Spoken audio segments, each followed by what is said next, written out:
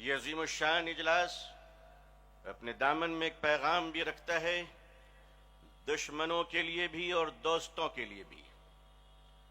دشمنوں کے لیے بھی بڑا پیغام ہے کہ تم ہوش میں آ جاؤ، جو مسلمانوں کے ہاتھوں میں جب شریعت اسلامی صلی اللہ علیہ وسلم کے چراغ روشن ہوں گے تو اے اندھیروں، تمہارا ظلم کتنی بھی طاقتور کیوں نہ ہو، تمہاری موت پھر یقینی ہے۔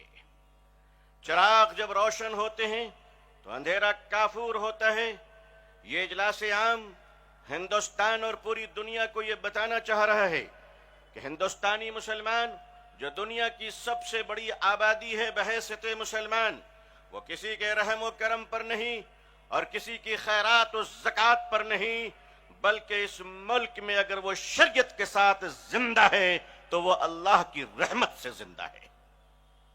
لوگ یہ نہ سمجھیں کہ کسی کی مدد و نصرت ہے، لیکن عزیزان ملت ایک بات تو کہنا ہی چاہیے ہمیں۔ جتنے لوگ یہاں تشریف فرما ہیں، ہم سب ہندوستانی ہیں اور سیمنٹڈ ہندوستانی ہیں۔ اگر کوئی ملاوٹ بیچ میں موجود ہو تو وہ نکل جائے، SIR چل رہا ہے، وہ ظاہر ہے کہ نکل جانا پڑے گا۔ لیکن مجھے ایک بات آپ سے بتائیے، ہندوستان میں پیدا ہونے کا فیصلہ ہمارا اپنا تھا؟ آپ میں سے کسی نے درخواست دیا تھا اللہ میاں کو کہ ہم ہندوستان میں پیدا ہونا چاہتے ہیں؟ اگر کسی نے دیا تھا تو وہ صاحب کشف و کرامت اٹھ کر ذرا اپنے پرنور چہرے کی زیارت کرا دے تاکہ ہم چائنیز مال کو پہچان سکیں۔ یا ہر قسم کے ماڈل موجود ہیں۔ اللہ تعالیٰ کو کسی نے درخواست نہیں دی کہ ہم ہندوستان میں پیدا ہونا چاہتے ہیں۔ پھر بتاؤ مسلمانوں، ہندوستان میں پیدا ہونے کا فیصلہ یہ ہمارا ہے، یہ ہمارے خدا کا ہے۔ ہندوستان میں پیدا ہوں یہ فیصلہ اللہ کا ہے، تو قیامت تک ہندوستان میں اسلام بھی زندہ رہے، یہ فیصلہ بھی اللہ کا ہے۔ اب اس فیصلے میں آپ کتنے معاون ہوں گے؟ دنیا کہتی ہے امریکہ اسلام کے پیچھے پڑا ہے، فرانس اسلام کے پیچھے پڑا ہے، میڈیا اسلام کے پیچھے پڑی ہے، لوگ اسلام کے پیچھے پڑے ہیں۔ بھائی جب سب پیچھے پڑے ہیں تو اسلام کہاں ہے؟ ارے بتاؤ کہاں ہے؟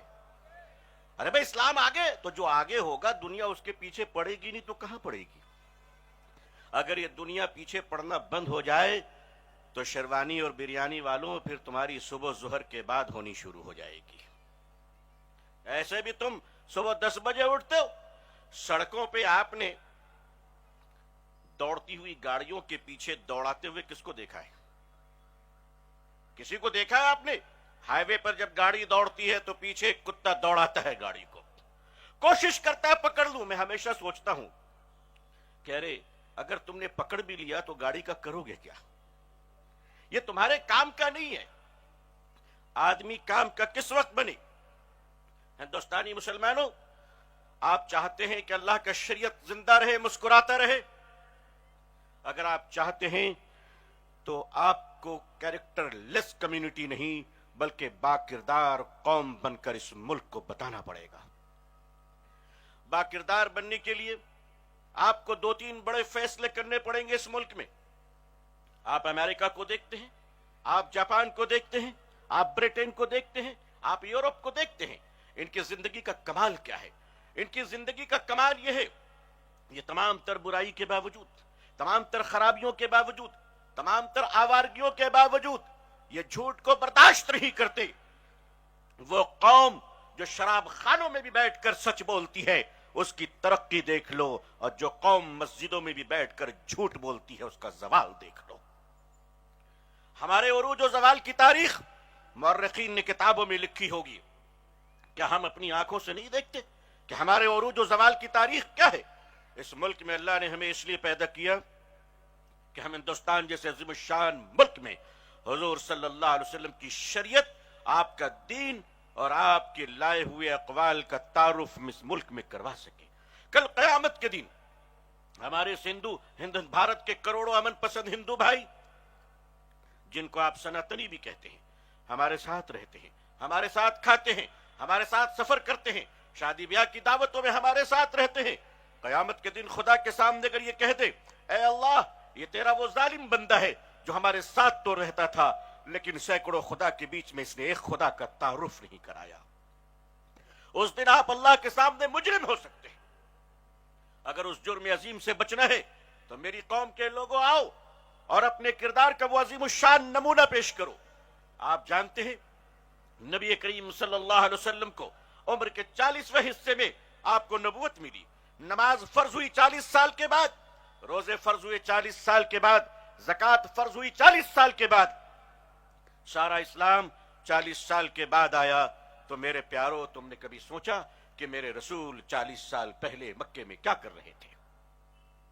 ہمارے اور آپ کے سچے رسول صلی اللہ علیہ وسلم مکے میں کیا کر رہے تھے؟ 40 سال تک حضور نے اپنا کریکٹر بتایا، 40 سال تک حضور نے اپنا کردار بتایا، 40 سال تک حضور نے اپنی زبان بتائی، اپنی امانت داری بتائی۔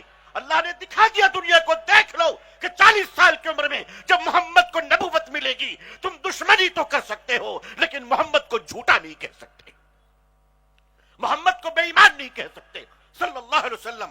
اے ہندوستانی مسلمانوں، بھارت تمہارا انتظار کر رہا ہے کہ جس دیش میں دواؤں میں ملاوٹ کی جا رہی ہو، جس ملک میں پانی میں ملاوٹ کیا جا رہا ہو، جس ملک میں کھانے اور پینے میں ملاوٹ کیے جا رہے ہو، اس ملک کے مسلمانوں تم سے برداشت کیسے ہو رہا ہے؟ تمہیں نیند کیسے آ رہی ہے؟ اگر اڑیسہ کے کالاہانڈی میں ایک 7 سال کی آدی واسی کی بیٹی بھوک سے تڑپ تڑپ کر مرتی ہے تو مسلمانوں تمہارے دیکھ کی بریانی تمہارے پیٹ میں ہضم کیسے ہوتی ہے؟ قیامت کے دن تمہیں خدا کو جواب دینا پڑے گا۔ اگر ہاسپٹل سے ایک غریب انسان اپنی بیوی کی لاش کو کاندھے پر لے کر جا رہا ہے کیونکہ اس کے جیب میں پیسے نہیں، وہ ایمبولنس کے کرائے نہیں دے سکتا، تو اس شادی میں پٹاخے پھوڑنے والوں اور رنگ و گلال لگانے والوں اور دن میں 14 بار کپڑے بدلنے والوں، امت مسلمہ تم بتاؤ، اگر تمہارے رہنے کے باوجود اگر فلائی اوور کے نیچے تمہاری جوان بیٹیاں بھیک مانگ رہی ہے، اگر تمہارے رہنے کے باوجود ایک غریب باپ اپنی بیٹی کی شادی کے لیے مسجدوں میں بھیک مانگ رہا ہے، اگر تمہارے رہنے کے باوجود کوئی مریض انسان اپنی دواؤں کے لیے خیرات مانگ رہا ہے، تو تف ہے ایسی مالداری پر، ڈوب مرنا چاہیے ہمیں ایسی کامیابی اور خوشحالی پر۔ آقا صلی اللہ علیہ وسلم کی امت کے لوگوں، یہ ملک تمہارا انتظار کر رہا ہے۔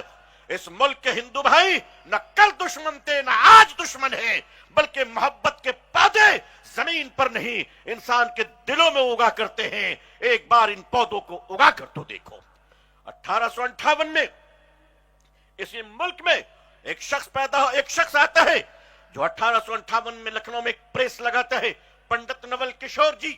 وہ پنڈت نول کشور جی جن کے دوستوں میں حجت الاسلام مولانا قاسم نانوتوی ہوا کرتے تھے، جن کے دوستوں میں حضرت مولانا عبدالحی فرنگی محلی ہوا کرتے تھے، جن کے دوستوں میں مولانا فضل حق خیر آبادی ہوا کرتے تھے، وہ قرآن کی خدمت کرنے والا عظیم انسان اسی بھارت کا ایک ہندو پنڈت تھا جس نے بتا دیا کہ اگر صداقت رہے گی تو وہ صرف تمہاری نہیں بلکہ ہماری بھی ہے۔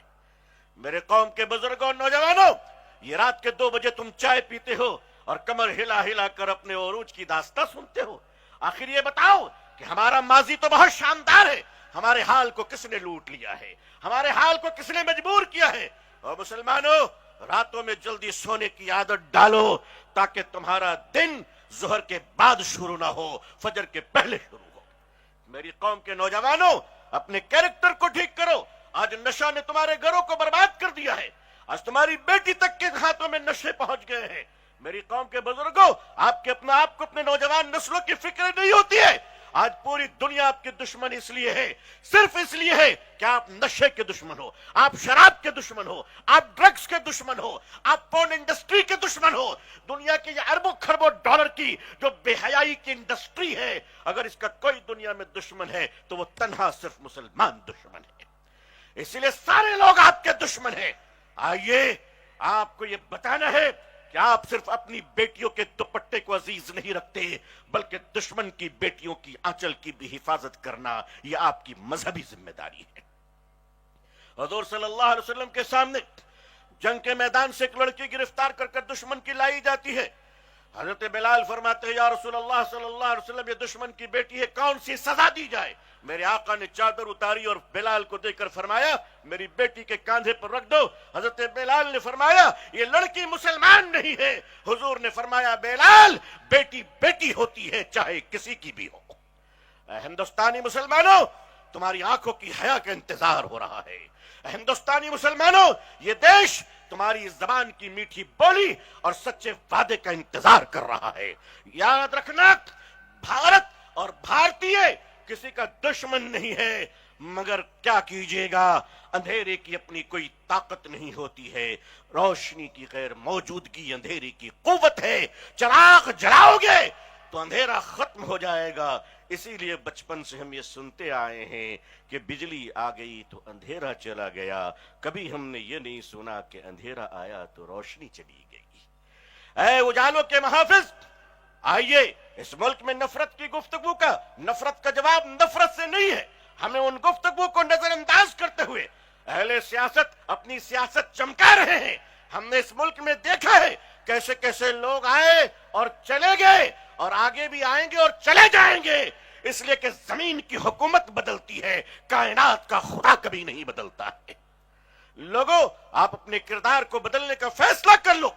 اور مسلمانوں، تمہارے کاروبار میں سندھی اور پنجابی، گجراتی اور لالا کی نقل نہیں کی جائے گی، سود خوروں کی نقل نہیں کی جائے گی۔ اور محمد کے غلاموں، تمہارے کاروبار میں عبد الرحمن بن عوف کی نقل کی جائے گی۔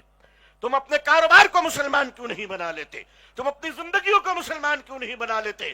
بہرحال یہ ملک آپ کا انتظار کر رہا ہے، کہیں ایسا نہ ہو کہ یہ ملک آپ کا انتظار کرتے کرتے وقت ختم ہو جائے اور مسلمان مجرم قرار پائے۔ آج کا یہ جلسہ صرف ملک کو نہیں، ہمیں اور آپ کو بھی پیغام دے رہا ہے کہ اپنی ذمہ داریوں کو نبھا لو اس سے پہلے کہ شام ہو جائے۔